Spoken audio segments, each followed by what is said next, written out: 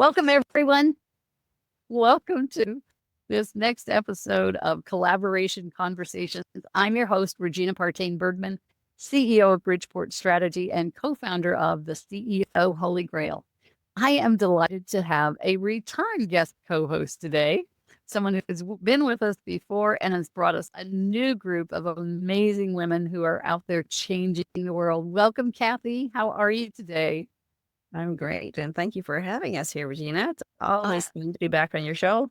I am thrilled to have you here. This is one of the most fun things I get to do in my life is these shows. I love it. I get to meet so many wonderful people and learn about how you all are making a difference in the world. So I want to share just a brief bit about Cathy, and then I want you all to hear from her. She is known as a disruptor in a very positive way, I'm sure, a catalyst, an accelerator, and she is helping women reignite their life and their business. She's a published author, and she is an international best-selling author as well as an international speaker. So, Cathy, would you take a moment, please, and tell us a bit about your journey getting to this place and who you serve and why that's important to you? Yes, thank you. My journey has definitely been one of following intuition and really listening to my gut on where I'm supposed to be. And many people don't know that I was in medical genetics for 25 years before I realized this was not where I belonged and set out on my path to figure out what my thing was to do in the world. And so right now, the main thing that I'm doing is really supporting midlife women to step into new possibilities in their life. And one of the big ways I'm doing that is through creating multi-author books. So creating books that give women the opportunity to share their journey, share their story, and of course, become international best-selling authors, which for those of us who are entrepreneurs is an amazing asset to have. Amen. So really bringing this group together, the one thing you'll see that's in common among all of them is that they all support midlife women. And so really coming at it from different perspectives, but with that one common passion. I love that. I love that. That's awesome. And so that is your passion at this moment in life is supporting midlife women. Exactly. Awesome. That's fantastic. Cathy, would you please introduce all of our panelists today and have them share a bit about their journey and who they serve and why? Sure. I'll start with Mindy. Mindy was actually a guest with us last year when we did this show, and she has been in my books in the past and has really contributed to the growth and transformation of midlife women over the last few years. So she's always one of the people I think of right away of who would I like to bring together to talk about supporting midlife women. So Mindy, I'll let you explain yourself a bit more. Thank you, Cathy, and thank you for inviting me back. I really enjoyed it last time. Suffering with a little bit of a cold, so you'll have to bear with me. I loved connecting with Cathy years ago now and being invited to share my story in her book. It helped me get very clear on who I was and how I helped people and the impact that I made in my life, and with others. And it really launched me into more courage and more confidence. So that's really what my story is about, is helping women build the confidence and the courage to be and do what they want to do in life. I spent over 25 years in the IT industry in a very male-dominated portion of the industry with infrastructure specifically. So that's all the hardware. And I had a great experience, but I also was very challenged. And I didn't even understand what my challenges were. And now that I've learned about this, and now I can help other women who are what I call proving, pleasing, and performing, like clawing, fighting, and to be heard. And I think Cathy and I really connected on that because we both had experience of the male-dominated industry. So in 2020, I transitioned into life coaching. I had always had life coaches in my life to help me move forward, but I'd never did the inner work. It was always very goal oriented. So that's what I do in my work, is helping women create peace and purpose on purpose, truly live and lead their life on purpose. And I can go on, but I will make room for everyone else. So thank you very much. Perfect. Thank you. And then I'll jump over to Diane. Diane and I just actually met, I guess, less than a month ago, hasn't it been? New. And yes, and she actually lives quite close to me. We're about a 2-hour ferry ride apart. And she has jumped right into one of my books that we're working on right now called Midlife Reimagined. So that's exciting. And what she focuses on is helping midlife women in leadership. Diane, please tell us a bit more about you. Yeah, I'm so happy to actually be on the heels of Mindy because I feel like we've got some collaboration potential around the work that we're doing for sure. I guess I reimagined my midlife in my early 40s. I was in a fundraising career and had all the things that I was told were important: salary, pension, sort of identity in a community, and all of that. And it just was not filling my bucket. I was just recognizing I was being evaluated by how much money I brought in, but that was not meaningful to me. And yeah, so I stepped into that unknown, tapped into that intuition and the courage to follow coaching, which was part of my identity. I'd coached synchronized swimming as a teenager. I went to Australia to coach. I thought that was going to be my career. And then when I was about 22, I came back to Canada, went back to school. So 20 years later, I meet a woman who says she's a leadership coach. And I was like, what? It was like the screech of the record. Like, what? That's a thing? That's a thing, leadership coaching. And so I hired her, and she worked with me at a time when I was on a team, not feeling confident, not feeling like I belonged. And I just saw the power of coaching. So I decided to, step away from all of that security and safety into the unknown of entrepreneurship. And so 13 years I've been coaching leaders and teams. But last year, after some hard losses and just challenging things, I had that moment of, okay, Diane, late 50s, what are you going to do now? It felt like a new reimagining. And so supporting midlife women and talking about things like shame, menopause, and patriarchy and how that holds us back are very unpopular words that I've decided I want to bring those words and those concepts and into the leadership conversation for midlife women because they hold us back. We don't realize they're holding us back. So I want to free women from those experiences and really step into their leadership because we need feminine leadership to rise right now more than ever. Yeah. Yes. Yeah. So that's me. Excellent. Perfect. I love that. And next I'll go over to Beverly. So Beverly and I actually met back in 2023. We were both on a summit called Midlife Makeover. And since then, we've just kept in touch as we have this common theme of supporting midlife women. And Beverly really focuses on high-performing women over 50 and helping them to soar beyond their limits, which I love that tagline that you've got. And Beverly, would you like to tell us a bit more about you? Yes, but first, as I'm listening to every one of you, what a wonderful community. That's all I'm thinking. What a wonderful community. Yeah. I'm feeling Mindy. 2023, boy, did time go fast, doesn't it? Yes. I did not step in from one area to another. I didn't have any eureka.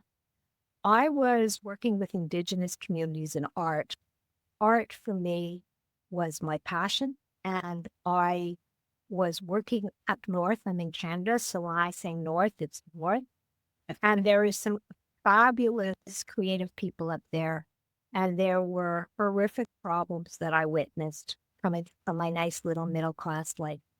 And so I said I want to do more than being an art consultant up in the north. And that led me to go back to university and get another degree and another and become a therapist. And I have been doing that for and still do on a much different level because I've also become a coach. But what I did decide through working in private practice, that women over 50, and 50 is babies here, we hit a wall. We have parents to take care of. We look at ourselves in the mirror, et cetera, et cetera. Mr. Wonderful may not have been all that wonderful. Perhaps you're living with him. Perhaps you discarded him. Whatever it is, it's like, what's next for me? And so that's why I focus for women over 50, 60, 70, 80. And I say and more because we have so much to live for. and it's all mental attitude. So what I give to women, and some men too, they say, what about me? But I focus on women because we are really unique. We are not trained to collaborate. We are trained to carry the burden. We are trained to do it all. And sometimes when we reach the top, and I've never seen the top where it comes to women, it's what's next. Something is going to fall apart. What's happening there? And so what I've learned through psychology and emotional intelligence and all the tools that I have in my toolbox is that I've always been giving strategy. And this is what I do. So people call me. Sometimes I'm a coach. Sometimes I'm a therapist. Sometimes people work for me for a year. Sometimes it's one and done. It doesn't really matter. I give what I give and I serve what I do and I love what I do. And so since COVID, this is my office, guys. This is where I live. And what's wonderful is I can speak to people all over the world and be on panels such as this. And I was always coaching clients who were traveling all over. And so it was a very easy pivot for me, but I never had this eureka, I'm going to do this. It's always like moving, flowing from one to another and got into corporate and helping women there because we're all women and it's the strategies that hold us back. And it's all about that. So I'm an expert in giving strategic advice. People call me for the right moment because when you're at the top, it doesn't matter your team. I help teams, but if you're on top of that team, if you're that CEO, CFO, whatever it is, you're really on the line. And so it's all about collaboration and it's all about strategy.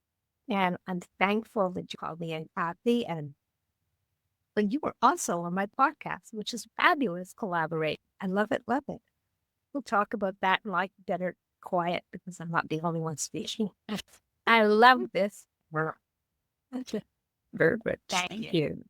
I'll move over to Shayna. Shayna and I have also been connected since around 2023 and kept in touch over the while. And I love she's got a new book, relatively new, called Embrace the Middle, which is just wonderful. And a big part of what she does is guiding women in midlife to navigate change and embrace the gifts of aging with presence, compassion, and wisdom. I love that. And Shayna, please tell us a bit more. Thank you, Cathy. Thank you for inviting me to be on this panel. I have goosebumps with all the ways that we're both similar, but yet a unique little thread that we have as well. And I share the writing with Mindy and Cathy and Diana. I'm a psychologist as well, Beverly. I have that in my background. I've definitely had eureka aha moments and reimagined my life at 50. I'm now 60. So I'll back up. I started my career as a forensic psychologist. I actually went into jail and evaluated offenders and testified in court and taught in academia. And Diana, as time went on, even though the career was prestigious and lucrative and all that, it was not soul nourishing. It was soul sucking. Oops. And really the pivot came for me when I was approaching 50. Oh, let me add that I've also been practicing meditation for 2 decades. So I'm a certified mindfulness teacher and I have a very dedicated practice that's very integral to both my life and my work. And what happened to me, my aha moment, my eureka actually happened on a meditation question during a silent meditation retreat when I experienced my first hot flash. Oops. And couldn't seek immediate comfort, which is what I would normally do. Do this, lift my hair up and complain. And I could complain in my head. I couldn't talk to anyone because it's silent and you have to sit still. But in short order, because of the context where I was sitting in a silent meditation retreat, I brought my attention back to the hot flash, which is the guidance when you're practicing to what's your embodied right now experience. And I turned down the complaining and seeking comfort. And 30 minutes went by and they ring the bell and it transformed that experience from something that I would just push away, go away, I don't want you, to leaning in this way because I had no choice, the outcome being something that was so much easier and more graceful.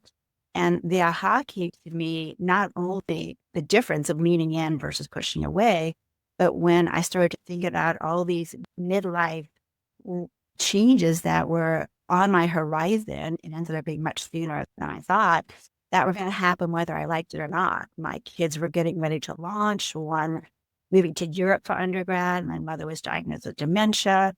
I had to retire for 40 years of jogging because of my knees. I was in the throes of menopause. So a lot was happening, whether I liked it or not. And this experience of leaning into the hot flash guided me to, what if I just leaned into all these changes instead of tried to push them away or complain or change them? They're at my doorstep, whether I like it or not. So it started out of just like a personal intention. What's the word that I want to carry with me as my guiding light? And the word was embracing, because I wanted it to be acceptance, but a gentle acceptance, not okay, I accept, surrender, or come and make me sweat. More like, you're here, and I might not love that you're here, but you're here. Echo hand to my heart when I talk about self-compassion. You're here, so I'm going to accept that you're here and acknowledge that it's hard. And that aha moment spiraled into me leading an outdated stale career, moving into something that was much more heart aligned, that also married my Zen and psychology background in a beautiful way. And I call it Embrace the Middle, not just for embracing the middle decades, but also the literal middle, which grows in the 50s and 60s and is part of the whole thing. And had almost a intention of my own to quit with the whole body stuff. And this is it, and being more loving and self-accepting. So I started this career about a decade ago. And then in short order, I lost both parents, a sibling, the girls launched. Like everything that was on my doorstep became my reality. So that became my graduate school for walking my talk and really leaning in. And then COVID hit. And it became a silver lining for me to do some research where I wanted to learn more about us, everyone on the screen. My sweet spot's really 40s, 50s, 60s, a little bit before. And then you go to Beverly Hills. Or you go to both at the same time, because we're doing different things. Was really learning more about us. So I sent this survey out to about 30 or 40 friends, asking not just what your pain points are in midlife, but also what's the good stuff, because no one ever talks about that. And I was experiencing a lot of power, resilience, and wisdom, and things that only came from age. So this survey spread like wildfire across the globe. And in a matter of months, I had a sample size of 619 women from around the world sharing their experience. And I followed that up with a deeper dive by interviewing 103. And women were so hungry to share this information because people don't ask us about this information. And people get excited to talk about the growth. And I had so many stories and so much data that I felt like it was my responsibility not just to use this to guide my work, but to share these stories publicly. And that became the collaborative book, Embrace the Middle, because it was really fed and fueled as much by my own journey and mission as it was by these 619 women who are part of the story. And so I share what it means to embrace, I share the data, and then mindful path to do that. So that's where my heart is. And I have goosebumps seeing so many women that are sharing this, because I think the beauty of being a little older is that the scarcity mindset is not there as much. So we appreciate that working together collaboratively, we can make an exponentially bigger impact than individually. So it excites me. I don't feel like it's competition, it's collaboration. So thanks, Regina, for inviting me to be on your show, and so awesome to meet all of you. And I'm excited for the rest of this conversation. Awesome. Cathy, thank you for bringing such a beautiful group of women together. Wow. I'm excited to see where this conversation goes, and I'm thrilled at the work that each of you are doing. So as I've listened to you, and Shana, you just now mentioned collaboration there between, say, you and Beverly, as you work with the two different age groups and kinds of things. And I truly could see that you could form a collaborative group yourselves and really enhance the difference that you're making. What do you see as the potential impact as each of you are successful working in this midlife range and helping women, what do you see as the combined impact as we collaborate and as you're each successful in what you're attempting to do? What's your vision? What are you seeing that is the explosive outcome of this work that you're doing? Because I think it's phenomenal and there is such a need. I Cathy? want to jump right in because I think midlife women are going to change the world. Literally bring us together. Yeah, giving us that knowing we're a community, knowing we're not alone. I think so many women are feeling alone in this journey. So the more we do come together and collaborate, I think we literally will shift this whole trajectory that the world is on right now. It's us. Can I add to that? Yes, the Please. passion gave me goosebumps when you said that. I wholeheartedly agree. And recently, interestingly enough, like I do serve midlife women, they just find me. However, I had this voice come at me about 6 months ago that said, you have to get to them sooner. And the reason I'm saying this is because that's the impact of this work, is giving younger women a pathway to this kind of life that we have tried to figure out for so long. And so that's what I've been doing as well, is a lot of mentoring for these 20 somethings that are starting their career. Like I just heard this voice so loud to say, you have to do that. You have to help them see what they can reprogram, what they can unlearn. And at a young age, I was working at a university in college students, and I could not believe what I was hearing in these young women, the things that we talk about in our 50s. How is this happening? It became a thing for me. So that is like a new passion. It's always been a passion of mine. I've always been Aunt Mindy to my nieces, and it's been the greatest gift of my life to help coach my young nieces, my young women professional nieces, into their lives. And it's become a new mission for me as part of this conversation in midlife. You So know, maybe I'm in the wrong room now. Tell me no, first you're in of the all right that- place. You're in the right place. And I think that's really important. You've all referenced the competition a little bit that occurs in our younger years in the workforce. And I think a lot of that is the male energy that, that they're more competitive, but because we have to survive and thrive in that space, we've become more competitive with one another as women and not seeing the collaboration that's possible through those years of early business years, getting up to this midlife place where we begin to see that again. Beverly? I think, in all due respect for all women, we haven't been taught that. Men have been trained literally as little boys to be part of a team. And women right now are just starting to get involved in being part of a team.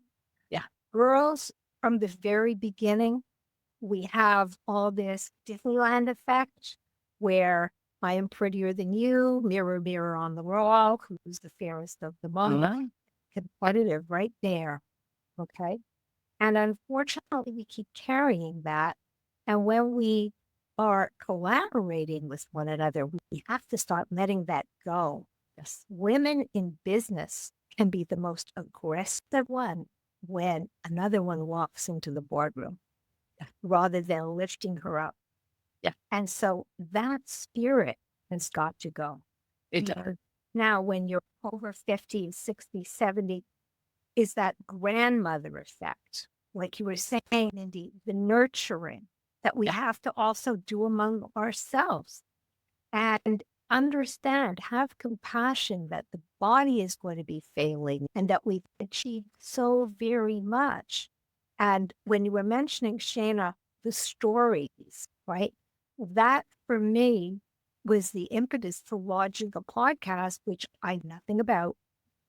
I was on AM radio. I was scripted.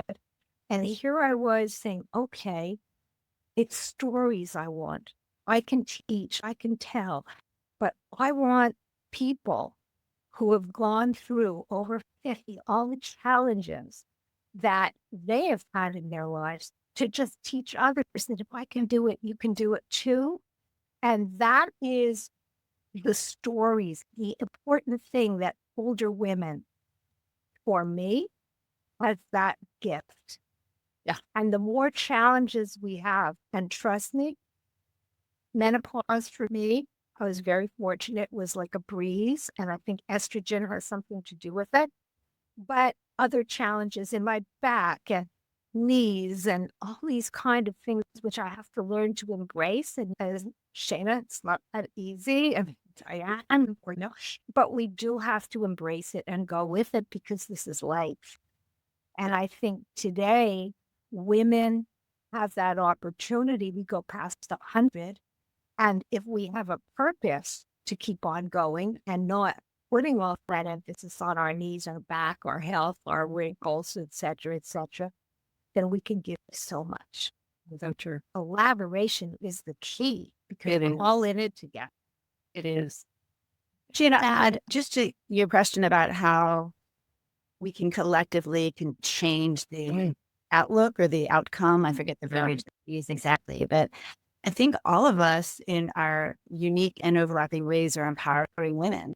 And we're coming up against the narrative that says that aging is bad and we've reached our competence and we're declining and we're no longer visible. And we come into these years with that outdated, untrue story. And I think what we're each doing and collectively doing, and it is shifting that and having everyone step into their power and become more visible overtly and use our voice more. And definitely men, they can speak up and they can claim their successes and not be perceived as bragging or bitchy or whatever. When women do that, it's So I think we're knowing that we can own our successes and we are very visible in that our competence is at a crescendo with our experience and wisdom. So Agreed. And I think that the ability to be out there as authors, coming back to Cathy and what she does, and Shayna, your new book, but that's a way that we can get our messages out there and gain that respect that declines as we age, gain it back through our professional accomplishments, and those can show up in that authorship as well. Cathy, can you comment on that? Oh, definitely. And that's one of the main reasons that I create these books is because I think that, especially as women, I think we learn through story. And the more we hear each other's stories, the more it both, like I mentioned, makes us feel like we're not alone, acts as a role model in, hey, I can do that too. And even just those learning points of, okay, she went through, this is how she did it. I can do that too. And to me, going back to that word of possibilities, to me, the more we see and learn about each other's stories and who's come through what and what journeys have we been on, I think it just opens this whole window of possibilities that we never saw before. Right? Like doors open that we didn't see. We didn't even know there was a door there. And all the doors open. I think it also helps validate the experiences that we've had as we hear other people's stories. Diane, your thoughts on that? Yeah, I feel so fortunate this week. I was at an event, an in-person thing, hearing all these women. It was called Fearless Woman Summit. And most of the women were in midlife. One of my favorites was Helen, who's 79, found her purpose like from 65 onward. And I have so many thoughts rolling through my mind right now. We'll take them. Yeah, but this sitting in that room and being here today, to Cathy's point, we hear these stories and we take a little nugget. We're like, oh, I can take that nugget and work with that for myself. And what I'm really noticing a lot, and obviously the lens that I'm viewing things through, is how we've been taught. There's this theme here about what we've been taught. We've been taught to limit ourselves. And that's serving the patriarchy really well. If we're in doubt, we're stuck in our shame, we're competing with one another as we go through our career. And so I'm super excited about, wow, if we can actually befriend ourselves first and access our full potential and our power, I think, wow, like we really can change so much. But we have to befriend ourselves first and get out of our own way and then look out world, because here we come. And I think that's starting to happen big time. Mindy? Yeah. Well, see big nods there. Share The your thoughts. moment, that is the moment for me that I learned who and how I help, was when I understood what my own barriers were. Like that was so loud and clear for me. And the other thing I was going to say is it's such a celebration to have communities like this that didn't exist before. That is something that is an enormous change in our world, is there are communities for women that can connect and support who we're becoming. Like, it is truly who you surround yourself with. And we need to get the word out that it's okay to be that way and find communities like that. Like, it's not weak. I have worked with so many women who say, I have to figure this out myself first before I move forward. How many people have said that? How many times have I done Many that? times have we done it? Yeah. And it's the concept that we were all talking about, is we're alone. We have to do this alone. We have to prove ourselves. We're reframing all of this. Yeah, I just finished a group coaching program to build on what Mindy's saying. And of course, I thought, oh, it's the amazing content I put together. It's the coaching I'm doing. No, it was the community. It was coming together every Friday. And we were like, this is the best hour and a half of my week. And I feel so connected with these women I've never met before in just 12 weeks. And I really learned so much about the power of community and conversation and shared experiences. And that they all left that program launched because of each other. Had nothing to do with me. Oh, I'm sure Creating that community, they thrived within that container. It was really magic. Yeah. I can imagine. Beverly, you had something. No, I was just thinking of mastermind groups. What I do as well, and I'm sure and have joined, or even something like this, which is all collaborative. They'll come in from different areas of our lives. Yeah. And what we do is we just be and are. And Yeah. there is a topic, and we all come in with just experiences that we've all had and how we help each other in all this. And I'm part of so many different collaborative groups, and each one lifts me higher and higher. And that's what collaboration is all about. We all have specific knowledge to give, and it's not competitive. Right. And whether you're younger, which I believe younger women are now doing this a lot more, but definitely when we're older, it's so important. So whether it's a collaborative community that happens to be aging, because I'm on the board of, as Cathy, the Golden Life community, which is a whole other thing, but it's really about collaborating with women who are experiencing all the aches and pains. Well, I don't have yet. But what a joy it is that you're not complaining about it. You're doing something positive by being part of a community. So we can find communities everywhere. And to your point, I love the fact that we can meet in person today, but online we can meet people all over the world.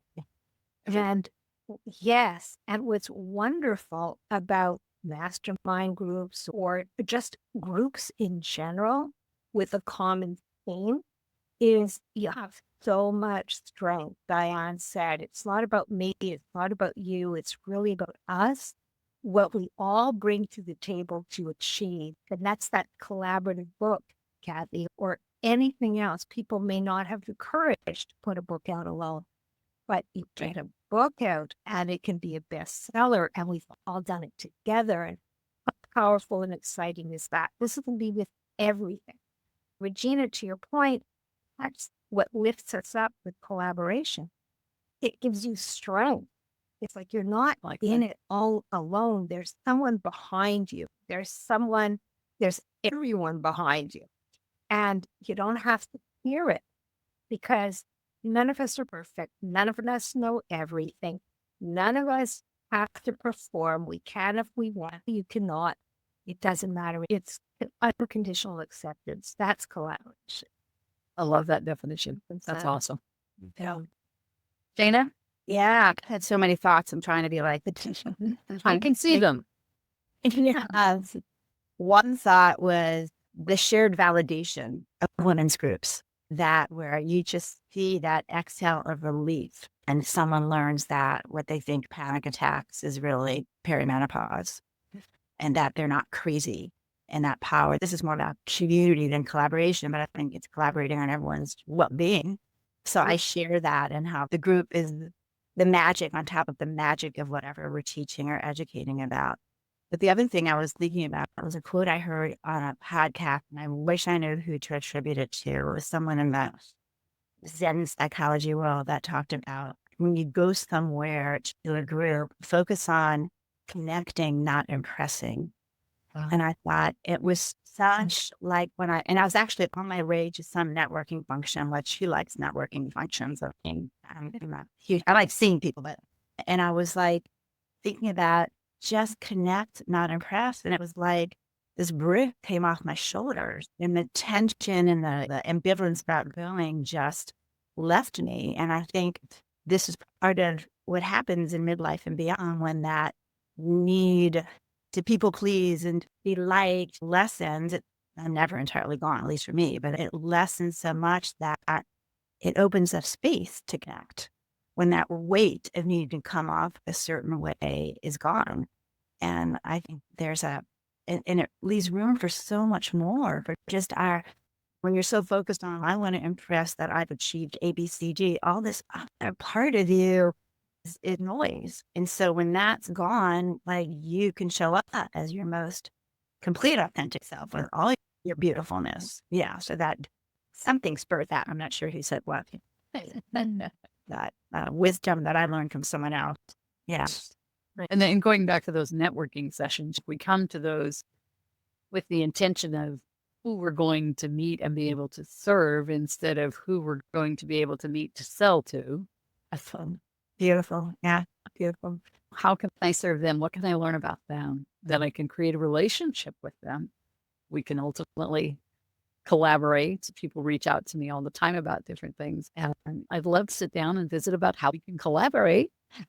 Your product may not be of interest to me at this moment, but there may be ways that we can collaborate. And always looking for what could that look like? And it's different with everybody you meet, right? But if we have that attitude of collaboration to start off with, it's amazing what comes to the forefront. Yeah. Other thoughts, ladies, on this? I'll share. I'd love to share a piece of data that I found in my research, which was so cool because it's on this theme. One of the questions that I looked at, I honed in on pain points of midlife and beyond and gifts. And I also asked what helped women navigate the challenges, like what was a primary tool. And the highest ranking tool in this sample of 619 women was this. It was other women. It was female friendships. More than therapy, more than meditation, more than medication, more than our spiritual leaders, our elders. It was the camaraderie, the support, the validation, everything everyone's doing of women friendships. And so they're just invaluable, not just for joy, but for support and validation. And we need women in our lives. Women, absolutely. I love when there's data to support what we feel and we see. Like what that Anne was saying, like that is a game changer in my coaching too, is the community aspect of it.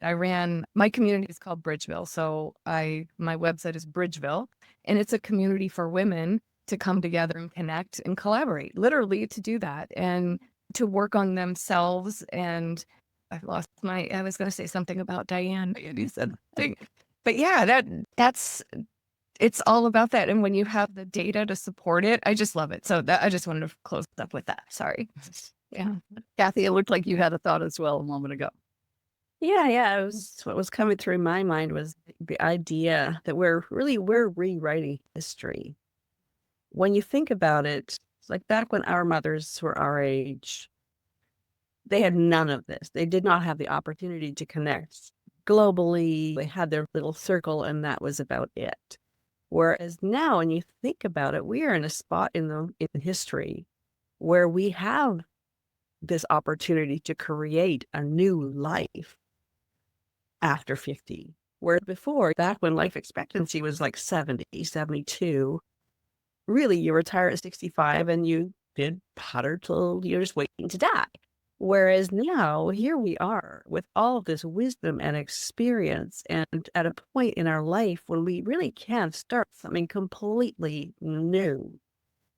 And part of what I'm bringing together too is really creating a community that I'm developing I'm calling it a resource hub right now, basically connecting like all of the women like us who are serving other women and to have that spot. But part of what I'm trying to include is the idea that we need to maintain our social activity. We need to maintain our mental activity. We need to always have a reason to get out of bed in the morning and just to develop these passions and give ourselves this permission to start something completely new.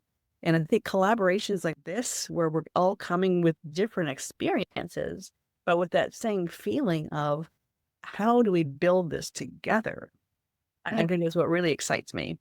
Hey, Cathy, thank you for doing that. That's exciting. That sounds really cool. Cathy, you said reason to get out of bed. So I have this mentoring group that I run every other week for young women. And this 28-year-old woman just said to me in the last session, if it was not for this group, I would still be laying in bed. And it was last year that she didn't join me. So an entire year went by before she said yes. And a group, a community of young women like her, supporting her, giving her a reason to get up. Like she said those same words, permission, resetting every day, being able to show up in new ways. Like that is so huge. So huge.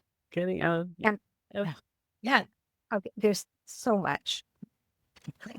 I'm just going to zero in on how important, though, that really is for older women when we have had so many losses. And then you're not feeling well. And so that's even more important to have that community of women. And not only to share how we are feeling, but because we do support each other, but what we also can understand that this is all part of life and we're going through this together. And that's what community of older women over 50 can share, whether it's in the workplace or whether it's just, hi, how are you? Women have always done that. We've reached out to other women. But what we also have to do, particularly if you're like a caregiver or somebody that does all this giving, you'll reach out to other people, but we also reject, oh, I'm fine, rather than sharing, not so fine, and that's okay. And note to self, okay, that's okay. I'm repeating, because we're human and our humanity has to be out there. We can't continue to carry the world. And purpose has to be for life. And I've heard so many older women who are on the verge of retirement and they come to me for, and now what? I lost my purpose because I've given everything to my job, or I've been downsized, or my purpose was for my family after retirement. And now what happens is the kids and grandkids have left. And now what's for me, everything is so many losses. So this is where collaboration among ourselves, for whatever reason, each and every one of us has value, but we also have to believe. What I do is give confidence as well, to go back to your strengths, not just look at the weakness, not just look at your losses. We have so much to give, but we have to find it within us to see it. And other people see our strengths. We're the last, Yes, Shayna, I can't wait to hear it. Oh, I just want to back it up with data. Many like data. So I'll just share to remind women of all these gifts. I'll share what came up in my data when I ask women. We focus on, we all know the challenges. We don't have to spell those out. Menopause, caregiving, sandwich crunch, physical decline, all that. But then when I would ask women, so have you experienced anything positive from aging? I would see on Zoom, because most of the interviews were on Zoom. Yeah. And tell me what they are. And they were everything from wisdom and self-awareness to comfort in our skin, even when our skin's more saggy or wrinkled or whatever. It's more comfort in our being. We're more resilient because we've gone through difficult times and we don't grow resilient when we skate through life. We make less mountains out of molehills. We have more perspective. So those little things historically that would upend us are now can be blips. We have more confidence and more competence. We have more, I'm trying to think of some of my data, less fears, even though we might have the big fears. There's less anxiety fears. And so women need to be reminded to just take stock of those because they're inherent within us. And sometimes those challenges and difficulties are so loud that we don't get in touch with those. So the data's there, Mindy, and everything is there. Excellent. I want to quote you. I want to quote your study. Quote me. My book, Embrace the Middle, it's all in there. But There we go. well, We're out of time. I have to stop. This is so fast. So we are going to enter our wrap-up round now, and Cathy's going to lead that. While she does, I'll put your contact information into the chat.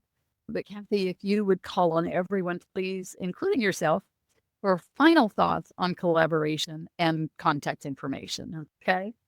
Perfect. Thank you. Shayna, I'll jump over to you. What are your final thoughts on this collaboration discussion? We are greater in numbers.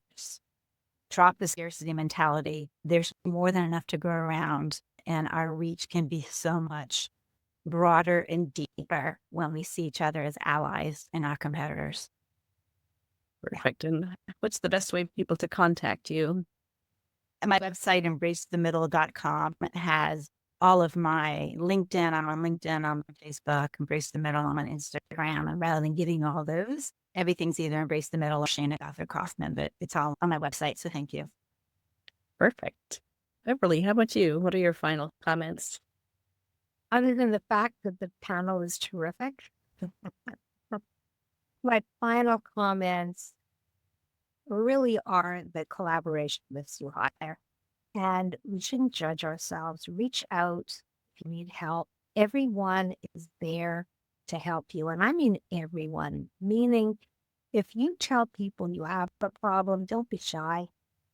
Understand that if people understand that you have a problem, they will go back. They will listen. Okay. Get the help you need. And you can, if you don't have a purpose or you say, what is my purpose? You can get help with that.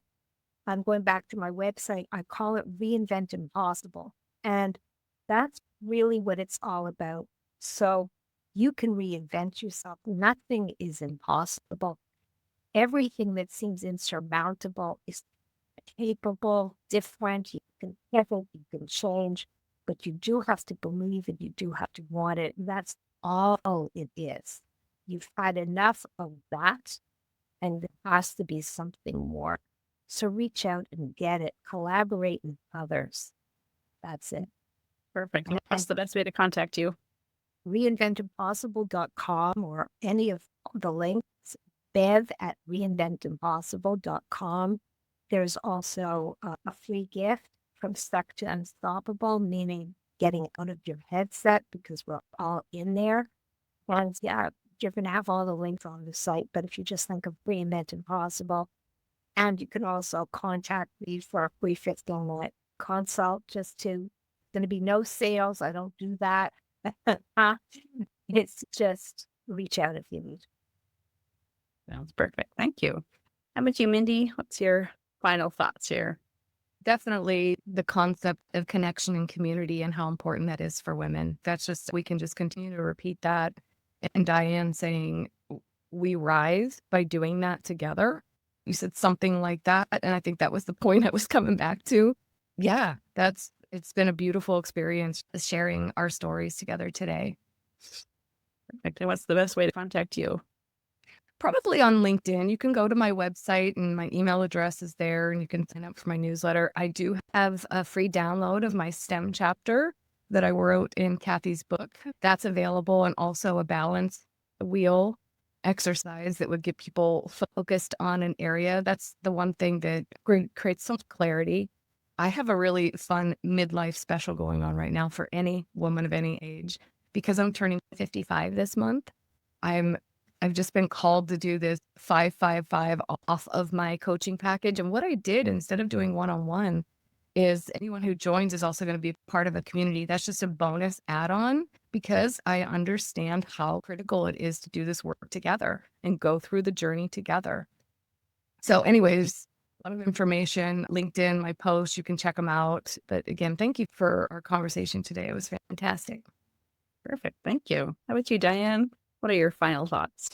Yeah, quickly, I'm just noticing the energy I feel right now, like in my body, my mind's on fire. And I think that's it. Like this conversation, if we can have more conversations together, we just get so inspired within us. And I'm going to get off this call and do some amazing things. And I want that for more women because when you're on your own and you get in your head, you can just get stuck there. So I think more community is what I'm really inspired by. So you can find me at inspiredresultsgroup.com.